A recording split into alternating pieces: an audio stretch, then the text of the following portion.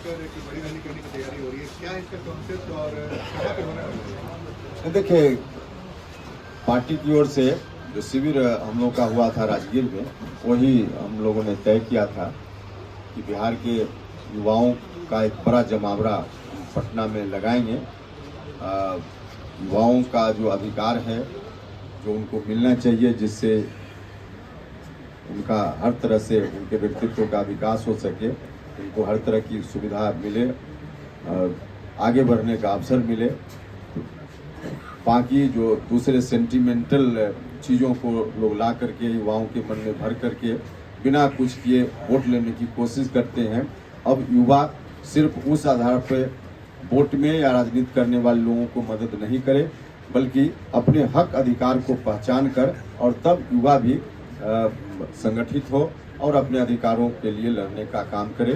तो इस विषय पर विमर्श के लिए हम लोग पटना में जनवरी के अंत में या फरवरी की शुरुआत में कार्यक्रम करेंगे, जिसकी तारीख बाद में तय करके हम बताएंगे। उपेंद्र जी, अल्पसंख्यक लोगों के लिए छुट्टी बच्चों के लिए बढ़ा दी गई है, सरकार की क्या नीति है? देखिए, सरकार की मंशा समझिए, कहीं से सरकार की मंशा शिक्षा में बेहतरी हो इस बात की नहीं है। इस निर्णय को लेते हुए छुट्टी कहीं बढ़ा देना घटा देना, सिर्फ और सिर्फ इसमें इनकी मंशा है कि अल्पसंख्यक समाज के लोगों को जिस तरह से हम ठगते रहे हैं, तो आगे भी हम ठग करके वोट ले लेंगे। अब 2 दिन की छुट्टी बढ़ा देने से अल्पसंख्यक समाज के लोग खुश नहीं होने वाले। अल्पसंख्यक समाज के लोगों में भी यह बात गई है कि उनके बच्चों के लिए भी अच्छी तालीम चाहिए, उनके बच्चों को भी, उनके नौजवानों को भी रोजगार चाहिए, हर तरह से विकास उनका भी हो। इस विषय में क्योंकि वर्तमान राज्य की सरकार ने या पहले जो 15 साल वाले हैं, उन्होंने कुछ नहीं किया, सिर्फ डरा करके या कोई सेंटिमेंटल बात ला करके अल्पसंख्यक समाज के लोगों का वोट लोग हासिल करते रहे।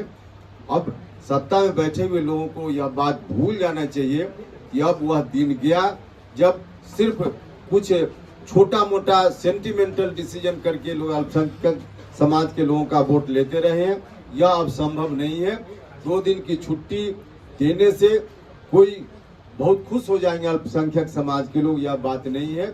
इसलिए कोशिश तो इनकी यही है कि 2 दिन की छुट्टी बढ़ा दो, चर्चा हो जाए और सेंटीमेंट में आकर के मुसलमान भाई इनको बिना कुछ किए हुए जैसे वोट देते रहे। यह कोशिश है, लेकिन इस कोशिश में ही सफल नहीं होने वाले। अच्छा उपेंद्र जी, शिवानंद तिवारी ने मुख्यमंत्री नीतीश कुमार पर एक बार फिर से सवाल खड़े किए हैं। 2005 से पहले दलितों का उत्थान नहीं हुआ है। मुख्यमंत्री नीतीश कुमार ने अपने बातों को रखते हुए वेटनरी ग्राउंड में कहा था। शिवानंद तिवारी ने कहा है कि परिवर्तन जो है वो काफ़ी चिंतित है मुख्यमंत्री नीतीश कुमार में जो आजकल दिख रहा है। कैसे देखते हैं, क्या सब कुछ ठीक है राज्य जेडीयू के बीच? मेरे देखिए, हम तो बार बार बोल रहे हैं कि जेडीयू की बुनियाद ही वही थी। जिस बात की चर्चा मुख्यमंत्री जी कर रहे थे वेटरनरी कॉलेज के मैदान में, उसी बुनियाद पर जनता दल यूनाइटेड खड़ा ही हुआ था। 2005 के पहले जो आतंक पाखंड पूरे बिहार में चल रहा था, उस आतंक पाखंड को हटाएंगे, इसी के आधार पे जेडीयू का निर्माण हुआ था। और दुख इस बात का है कि नीतीश जी फिर से बिहार को, जो लोग उस समय के आतंक पाखंड के जिम्मेवार थे, उन्हीं के हाथ में सौंपने का निर्णय कर चुके हैं। तो नीतीश जी फिर से वही बिहार को ले जाना चाह रहे हैं। यह दुख की बात है, वरना नीतीश जी कह तो ठीक ही रहे हैं कि 2005 के पहले क्या स्थिति थी। अब उसी स्थिति को नीतीश जी फिर से लाने में लग गए हैं, यह दुर्भाग्य की बात है। नीतीश कुमार में जो परिवर्तन हुआ है, कि उपेंद्र कुशवाहा जी भी चिंतित हैं? क्योंकि शिवानंद तिवारी कह रहे हैं कि जितने पुराने साथी हैं सब चिंतित हैं। आजकल मुख्यमंत्री नीतीश कुमार झोंक में कुछ भी कह देते हैं। देखिए, इस बात की चिंता तो मीडिया में व्यक्त करने की जरूरत नहीं है।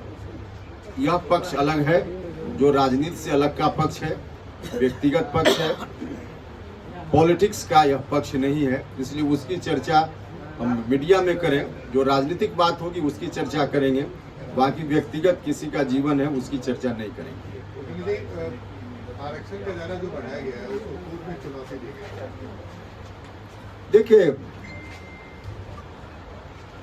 जेडीयू और आरजेडी के लोग तो शुरू से इस बात के प्रयास में हैं। इन लोगों की मंशा अब तक रही है कि आरक्षण का जो जहां से प्रस्ताव शुरू हुआ और जहां तक परिणति गई, इसमें कहीं कोई बाधा खड़ा करे ताकि हम इसी को इशू बनाकर जनता के बीच चले जाएं कि देखिए हम तो देना चाहते हैं। अब इन लोगों को कहीं मौका नहीं मिला। सभी पार्टी के लोगों ने, भारतीय जनता पार्टी सहित विपक्ष में बड़ी पार्टी बीजेपी है हाउस में, सब लोगों ने मिलकर इसका समर्थन किया। जब बिल आया विधानसभा और विधान परिषद में, और महामहिम ने 1 मिनट देर नहीं की, तुरंत सिग्नेचर कर दिया। तो अब इन लोगों को लग रहा है कि कहीं अवरोध आ ही नहीं रहा है, सब लोग सर्वसम्मत से इसको पारित होने दे रहे हैं। तो अवरोध नहीं आएगा तो जनता में कैसे हम जाकर कहेंगे कि हम तो करना चाहते, घड़ियाली आंसू बहाने की बात। तो इसलिए ये लोग तो चाहते ही थे कि कहीं ना कहीं कोई अवरोध पैदा करे। तो यह भी एक जांच का विषय है कि जो लोग भी कोर्ट गए हैं, कोर्ट ले जाने में इस विषय को कहाँ किनकी भूमिका है।